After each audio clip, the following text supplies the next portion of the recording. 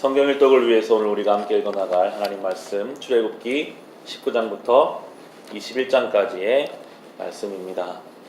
2월의 첫날입니다. 귀한 말씀으로 이 한 달을 살아갈 은혜를 함께 누리시기를 바랍니다. 하나님과 이스라엘의 관계는 언약으로 맺어진 계약 관계였습니다.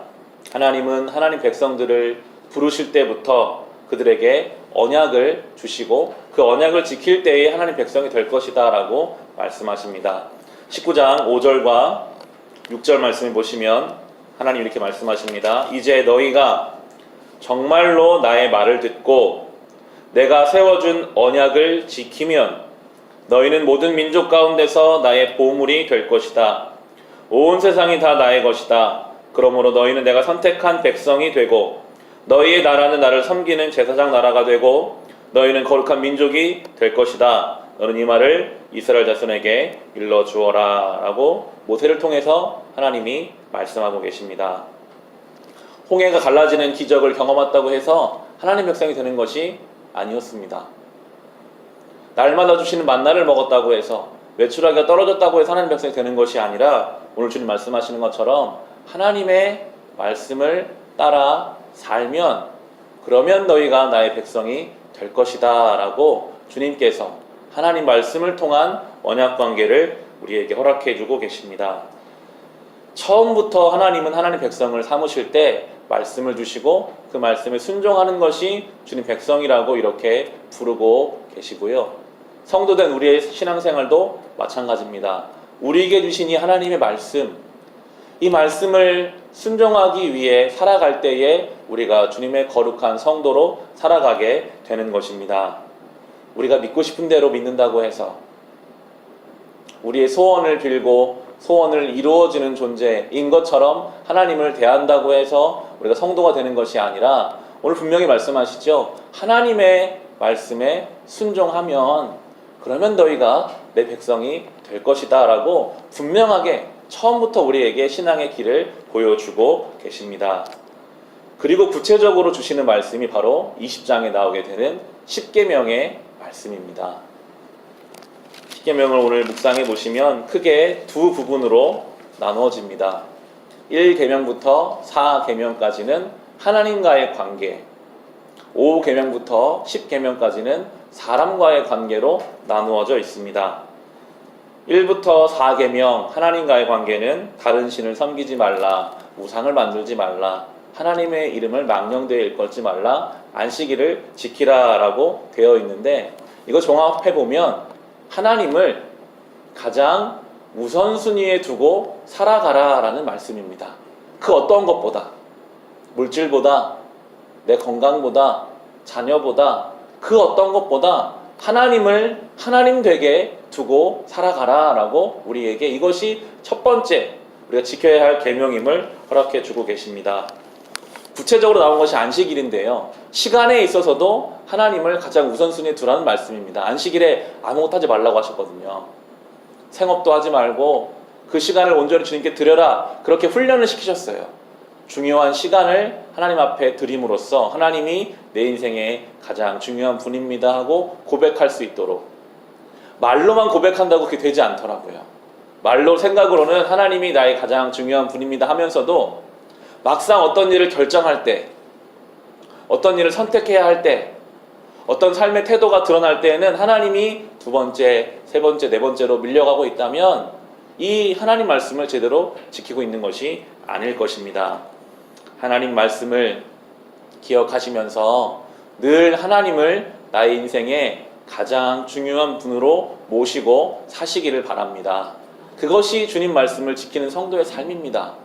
여러분이 어떠한 결정을 내리실 때, 어떠한 말을 하실 때, 어떠한 선택을 하실 때 그때마다 하나님을 가장 중심에 두고 가장 첫 번째에 두고 결정하고 말하고 행동하는 주님의 자녀로 살아가시기를 바랍니다.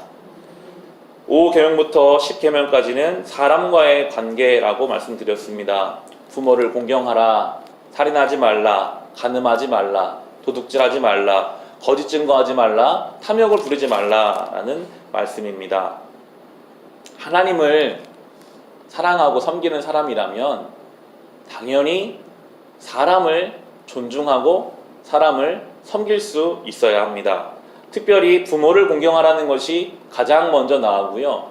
유일하게 부모를 공경할 때에는 하나님 주시는 복이 있다는 것까지도 나옵니다. 우리 20장의 12절 보시면 너희 부모를 공경하여라.